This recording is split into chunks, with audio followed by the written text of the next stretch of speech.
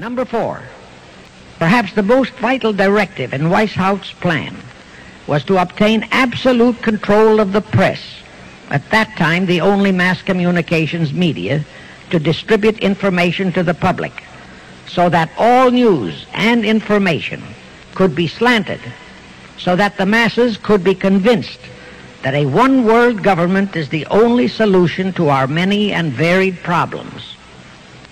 Now do you know who owns and controls our mass communications media? I'll tell you, practically all the movie lots in Hollywood is owned by the Lehmans, Kuhn Loeb and Company, Goldman Sachs, and other internationalist bankers. All the national radio and TV channels in the nation are owned and controlled by those same internationalist bankers. The same is true of every chain of metropolitan newspapers and magazines, also of the press wire services, such as Associated Press, United Press International, etc. The supposed heads of all those media are merely the fronts for the internationalist bankers, who in turn compose the hierarchy of the CFR, today's Illuminati in America.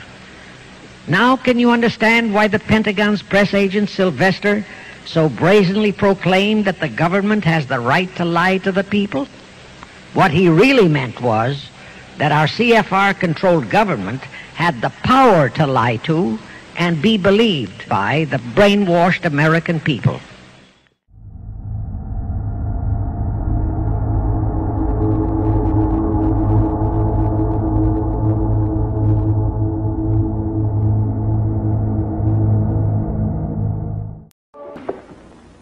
At CBS, we had been contacted by the CIA. As a matter of fact, by the time I became the head of the whole news and public affairs operation in 1954, ships had been established, and I was told about them and asked if I'd carry on with them.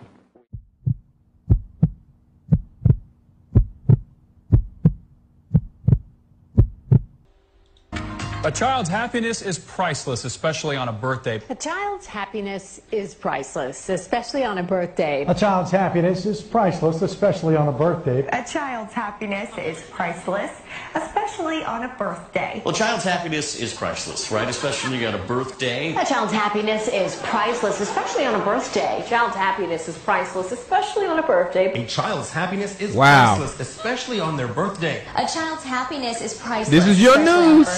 A child's happiness is priceless, especially when it comes to their birthday. Absolutely. A child's happiness is priceless, especially on a birthday. A child's happiness is priceless, especially on a birthday. Well, a child's happiness is priceless, especially on a birthday. A child's smile is priceless. Look at her, and she couldn't even get it right.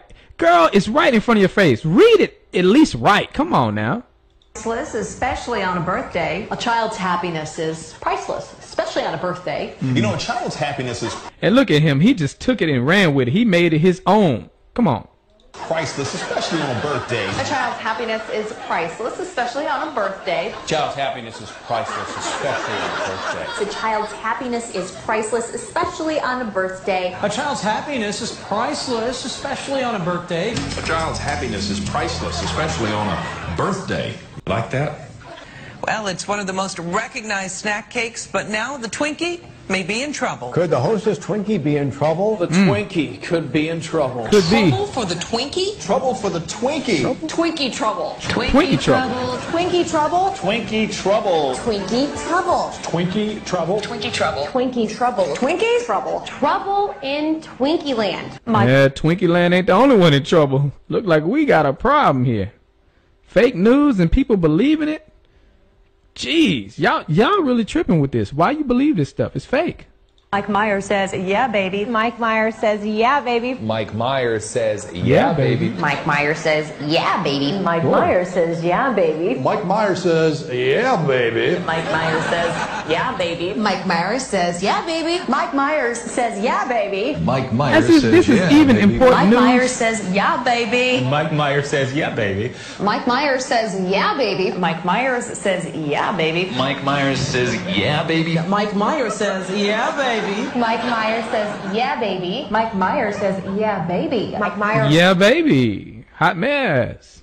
Says, yeah, baby. Mike Myers says, yeah, baby. Mike Myers says, yeah, baby. Mike Myers says, yeah, baby. Mike Myers says, yeah, baby. Mike Myers says, yeah, baby. Mike Myers says, yeah, baby. Mike Myers says, yeah, baby. Mike Myers says, yeah, baby. Mike Myers says, yeah, baby. Did I say that right? Yeah, say it right. Yeah, you said it right.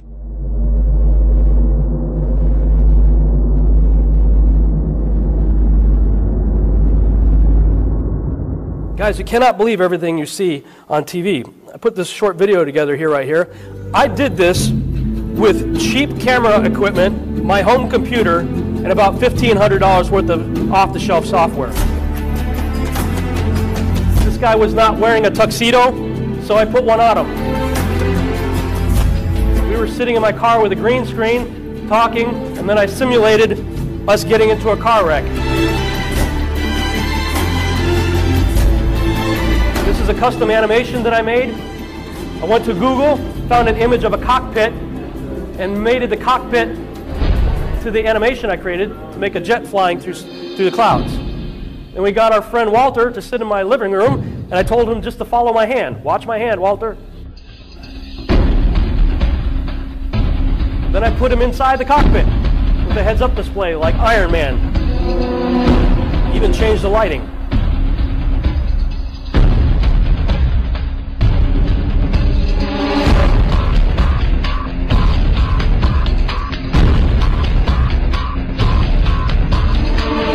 General who had never flown a jet before in his life was literally being programmed with the experience of air-to-air combat right before your eyes.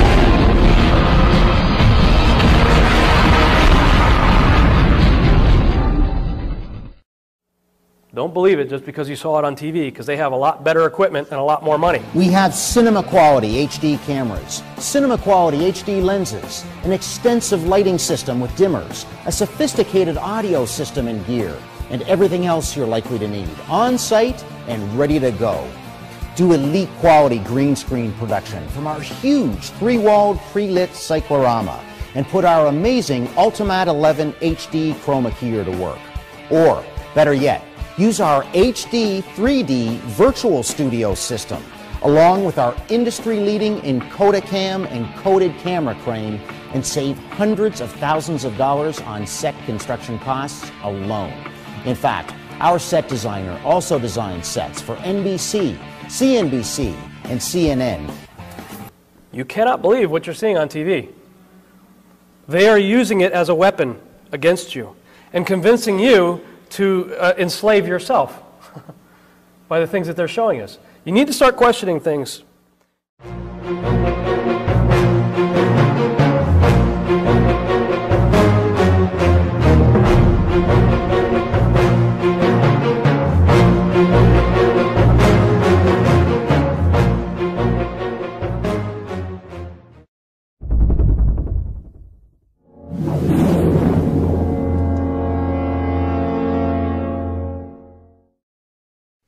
Take a look at this.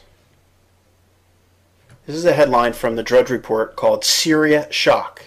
And when you click on that link, it brings you to the Mail Online, and we see horrific headlines and pictures and videos about what has happened. Look at that, mass graves that has happened in Syria. And this is all over the place. It is all over the news. But then the question is, did it really happen? Did people really die? Are there mass graves? To answer that, take a look at this video, allegedly shot in Syria or Egypt, not quite sure, but watch this.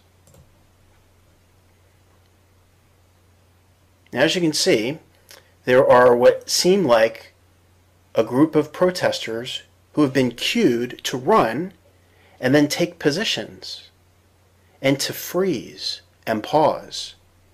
And they're doing this because they're actors. Take a look at this photographer right here. See that? He's taking pictures that shows up here in the news.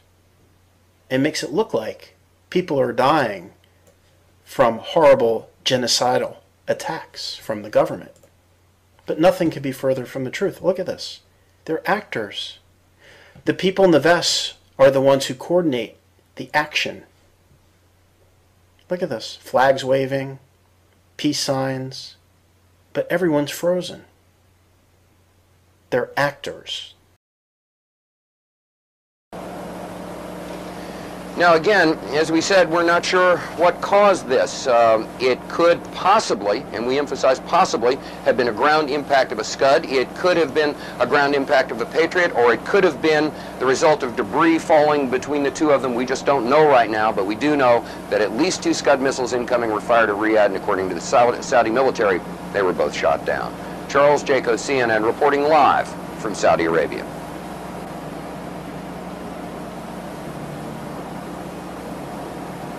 Was almost exactly 2 hours ago when the sirens went off here in Saudi Arabia. Where we are in eastern Saudi Arabia, there was no problem. However, there was an intercept elsewhere near the capital city, Riyadh. We've got some videotape of that you can take a look at right now. Hi, Atlanta. We're about to have a short course in missile identification. This is a Scud. You can tell it by its distinctive label. Now, when the missile is launched, the first thing you look for is the plume sticking out behind it. Now, when you detect this, you can tell it's been launched. Thank you. Graffiti on it? Yeah, show me graffiti. Larry King show or bust. Look at this. Look at this. Look at this shit. Look at it. Believe that. Let me say hi. The top 10 things about Saudi Arabia. Maybe we could shorten the list to 5. Oh God, Geopolitics by Dan Quayle.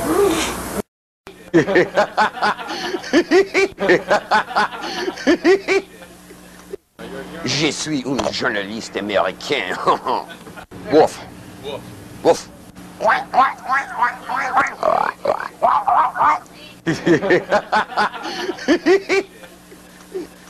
Oh, I love this country so much. You guys just don't have a clue.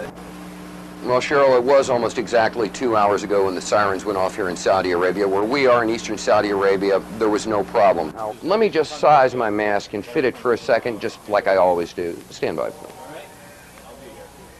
All clear. They're... Oh, shh. What are they saying?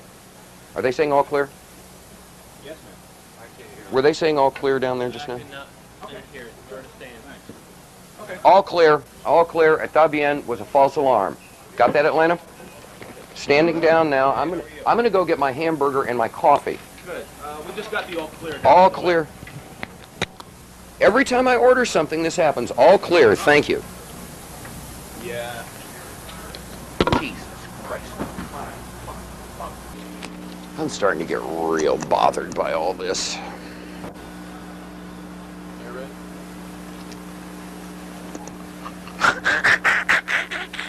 Boy, did I almost look stupid. Charles Jaco, CNN, reporting live from Saudi Arabia. No, wait a minute. Whoa, hold it, homeboy. I'm the talent here, you dig?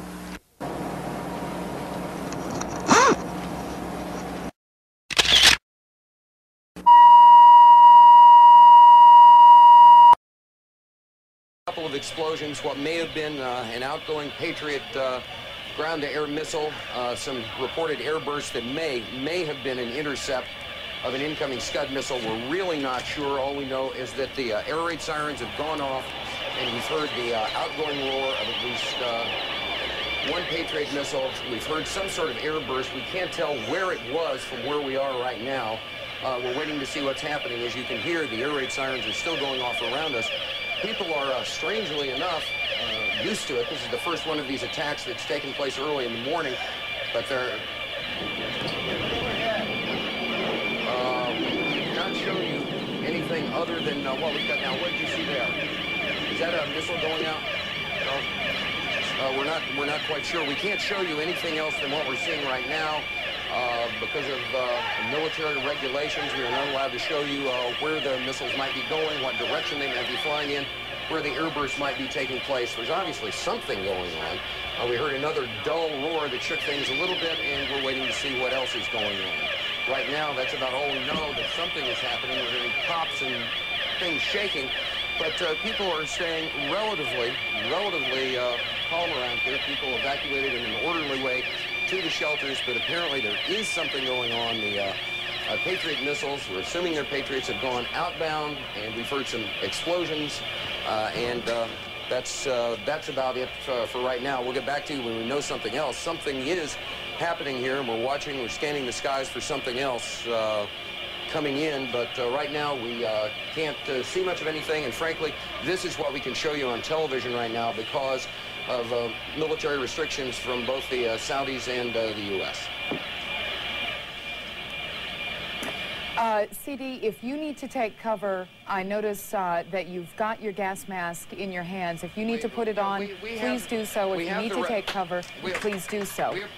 If you are able to take a question, did you think that the possible threat would be over because it is now morning there? It's what, just after 6 o'clock in the morning? Yeah, the whole thing is everyone assumed that the threat would be over because it was early morning, but the thing about Saddam Hussein is that he has never done the expected, and right now we have, you know, once again been surprised with the unexpected, an air raid, an apparent attack, although we can't say what the outgoing missiles hit, at approximately 20 after 7 in the morning Saudi Arabian time. All the other attacks have occurred from 10 o'clock at night till 3, 4 in the morning. This is the first one to take place in eastern Saudi Arabia during the daylight hours. Now, that sound you hear behind me is the hotel. Richard Thicker. It's not the national. By afternoon. So people are looking up in the skies, scanning the skies to see what they can see. Do we see much of anything out there? Can we see much of anything? Okay. Well, apparently there was some word of outgoing. Again, we cannot be specific about the direction. All right, we are now led to understand that there are also firings in another city in Saudi Arabia. CNN's Carl Rochelle is here with me, just came up. Carl, I know we can't be very specific given these restrictions, but within those parameters, what did you see? Well, what I saw, I didn't see anything hit. I looked almost straight above us. There is a vapor trail coming from my right to my left, and there's a cloud of something. It looks like it might have been an explosion, a cloud. I'd say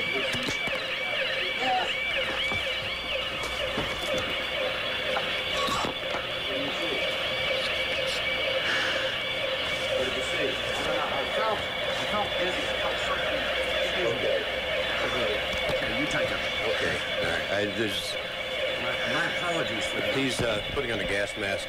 There hasn't been any gas dropped here that we could tell. You smell anything? No. Oh. You may smell some of the fumes from a missile exhaust going off. The missiles use a rocket, a cordite, some sort of burning. We just heard a little thump just then. But I have to apologize for that. I caught a whiff of something and felt momentarily dizzy. You're more experienced in military affairs than I am, but it might have been a little gas from the rocket exhaust. Well, it wasn't anything. A lot of people have the respirators on just in case. And again, you run to get down here. You, in my case, jumped out of bed, hearing the air raid warning go on. You run down 3 flights of stairs to get out of here. It's probably 100 yards. You hyperventilate a little bit, and you're nervous. One thing we have to point out, just so people won't think people are panicking. Most people are in their shelters. They've taken cover in their shelters, and in the time we've been in Saudi Arabia, I've not seen any evidence of panic in the streets or people running around. People are not exactly taking this as a matter of course, but there's been no wholesale panic or anything. People are taking orderly precautions to deal with the stuff that's going on right now. Okay, again, everything seems to be quiet. What I saw when I walked down, when I came running down, someone had said there is a hit upstairs over our heads, right straight up above us. And I looked up, and you could see the vapor trail, the contrail that's made by an aircraft or a rocket at high altitude. And there was a round puff of smoke that indicated something happened at that point. A lot of smoke. It could be a hit from one of the Patriots taking down a Scud missile inbound, or taking down an aircraft for that matter. But right now, where we are, we have absolutely seen nothing happen. A little boom one time, a small boom, could have been the sound traveling from high on. That's not actually confirming that anything happened. We don't know that there is a hit or anything. We're just telling you what we think and what we see at this point. The air raid sirens are running. The air raid is going on. could very well be something has happened, but we're all safe right here. The reason I'm wearing a helmet is because it's easier and safer to put it on your head than it is to carry it around in your hand. We're just trying to be prudent. CD is carrying his gas mask with him. I have mine strapped on at my side. You'll get some indication that there is gas, and one of the indications that there has been gas, there'll be an explosion pretty close to you. There has to be a way to deliver it. As far as we know, they have not yet delivered any in a rocket vehicle, in a Scud-type vehicle down to this area or anywhere else. Could happen, but there should be plenty of warning on that. Yeah, Carl, and again, I have to apologize for the audience for yelling gas and putting the gas mask on, but what happened, as Carl explained, is sometimes when the propellant goes off, I believe that's what it would be, you get this whiff of something. I felt momentarily choked up and dizzy and thought, well, better safe than sorry. And it turned out that was not the case. But again, that could have just been the propellant from the outgoing missile. We have seen streaks outgoing. We heard a bang, but as Carl said, there's no hard evidence that anything was hit. We know what we saw. Institute of Technologies, Jonathan Gruber, is one of the most respected economists in the world, said in today's Washington Post, here's a quote, "Here's a bill that reduces the deficit, covers 30 million people, 30 million more people, and has a promise of lowering premiums." Pretty good statement. We're not finished getting all of our reports back from CBO, but we'll have a side-by-side to compare. But our bill brings down rates. I don't know if you have seen Jonathan Gruber of MIT's analysis of what the comparison is to the status quo versus what will happen in our bill. I don't know who he is. He didn't help write our bill. I don't know if you have seen Jonathan Gruber of MIT's analysis. I don't know who he is. He didn't help write our bill. And so, with all due respect to your question, you have a person who wasn't writing our bill commenting on what was going on when we were writing the bill. Did you mislead Americans about the taxes, about keeping your plan, in order to get the bill passed?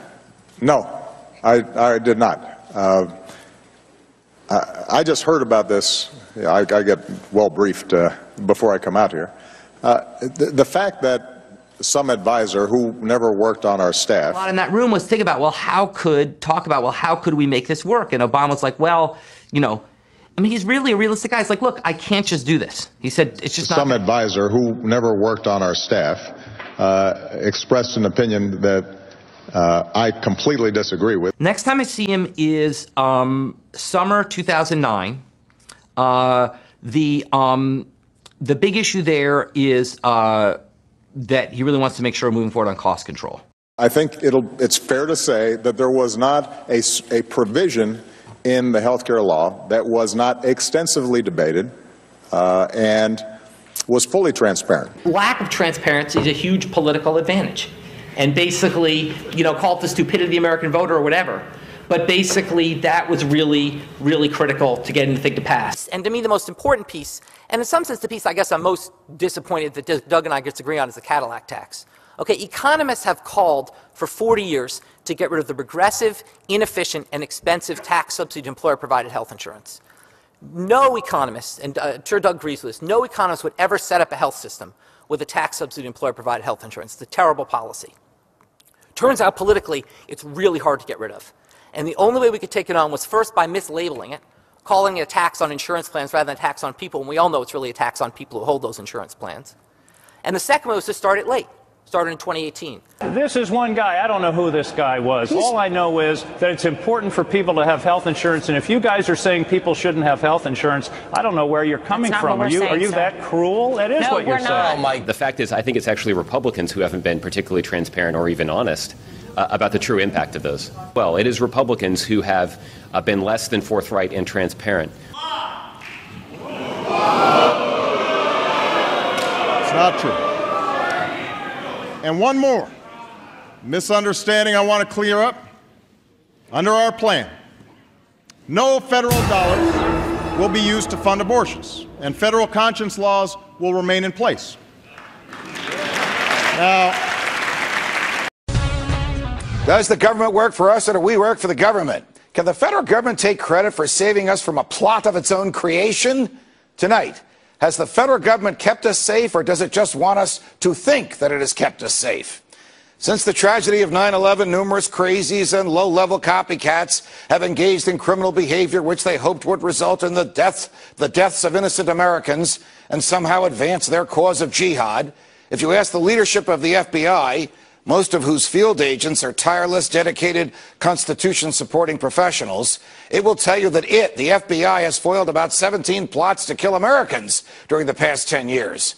What it will not tell you is that there have been 20 foiled plots, and of them, 3 were interrupted by members of the public.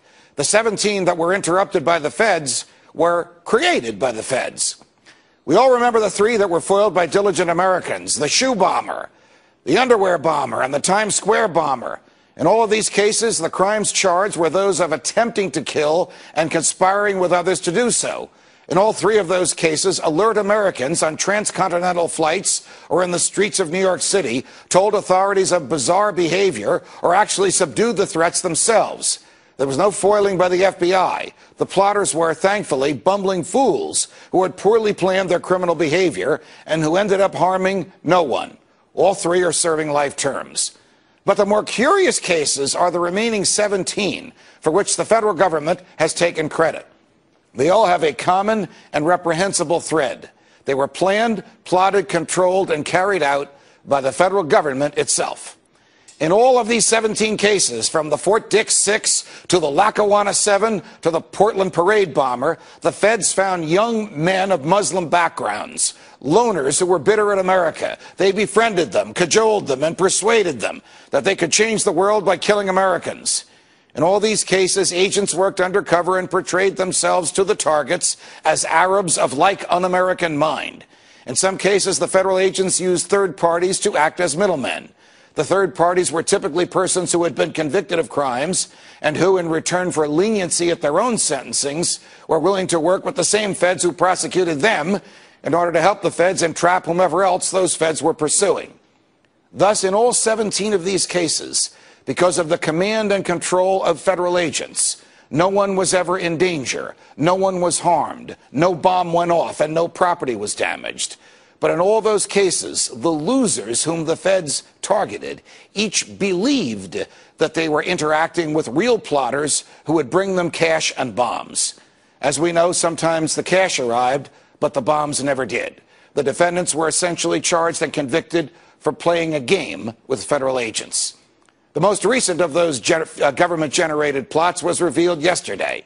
It has a new twist because it allegedly involves agents of the intelligence apparatus of the government of Iran. It, too, was destined to go nowhere, as the feds monitored and taped every move made by their target as he interacted with federal agents whom he stupidly believed to be drug dealers and co-conspirators. Today, the feds themselves revealed that high officials of Iran's government knew nothing of this. Of course, the neocons have demanded bombs on Tehran, no matter what the government there knew. And this plot came to light the day before Attorney General Holder himself was subpoenaed by Congress in the Fast and Furious case. You get the picture. Are any of these plots criminal? Can the government just pick and choose whom to seduce and then lower the boom at the right time and arrest its would-be Confederates? Is this a proper and efficient use of law enforcement resources? The answers to these questions are obvious, and they are not good.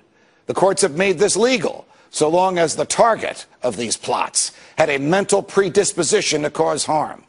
But none of this keeps us safe. All of this makes us less free, as any one of us can be entrapped.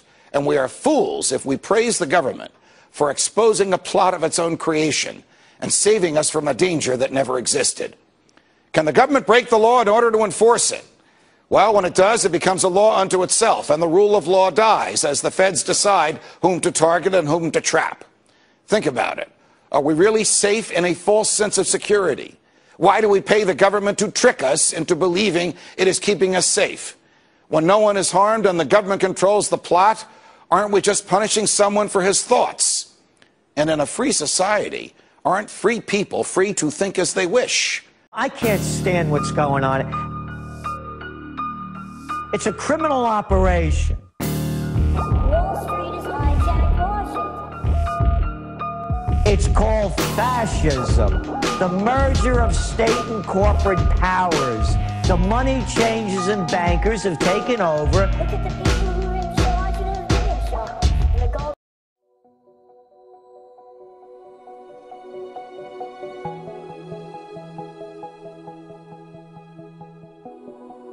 People ask me, what will work? I say, look at your own life. What worked and what didn't work? When was it good? When did it change? When did it change? So it's about morality. And until the morality comes back to this country, nothing is going to change. There's not going to be a leader that's going to come out riding on a white horse. It's about each individual. It's about you. It's about who you are. Stop pointing the finger at somebody else. What are you doing every day to make your life better and other people's?